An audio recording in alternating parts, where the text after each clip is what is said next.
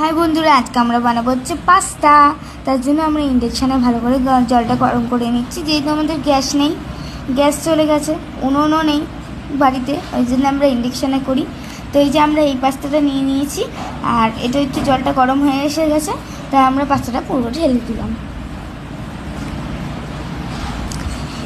এরপর আমরা আস্তে আস্তে পাস্তাটাকে ভালো করে একটু নাড়িয়ে নেবো, যাতে একটু লেগে লেগে না যায়।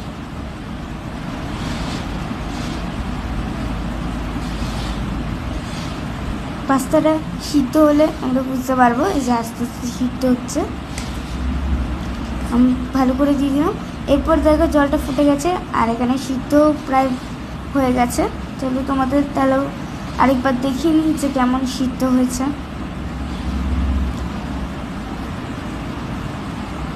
এই যে এরকম মোটামুটি ভালোই সিদ্ধ হয়ে গেছে। এরপর মা এটাকে জলে একটু ছাড়িয়ে ছেঁকে নিল। ছেঁকে নেওয়ার পর এখানে রেখে দিয়েছে জল ছাড়ানোর জন্যে। এরপর পেঁয়াজ ছুলে নিচ্ছে, টমেটো এবং লঙ্কা কুচি দিয়ে দিয়েছে। তোমরা এর মধ্যে চাইলে আরও নানান ধরনের সবজি দিতে পারো।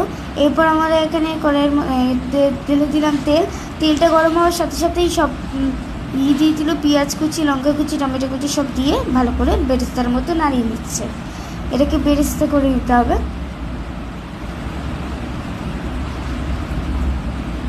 ভালো করে নাড়িয়ে নিচ্ছে।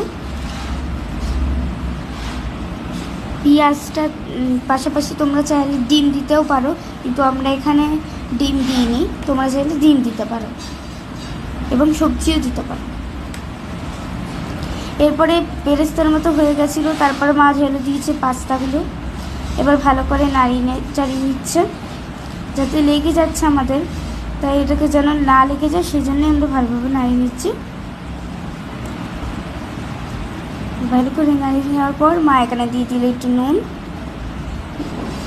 নুন তোমরা দেবে অবশ্যই, কারণ নুনটা দিলে টেস্টটা তো এমনিতেও হয়। পরিমাণ মতো নুন দেবে। এবার নুন দেওয়ার পর এটাকে ভালো করে নাড়িয়ে নিচ্ছে।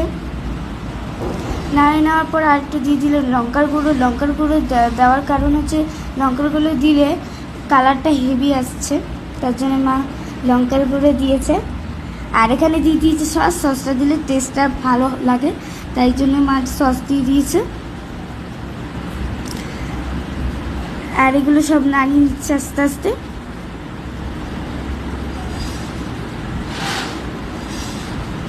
দেখো দেখতে কেমন লাগছে।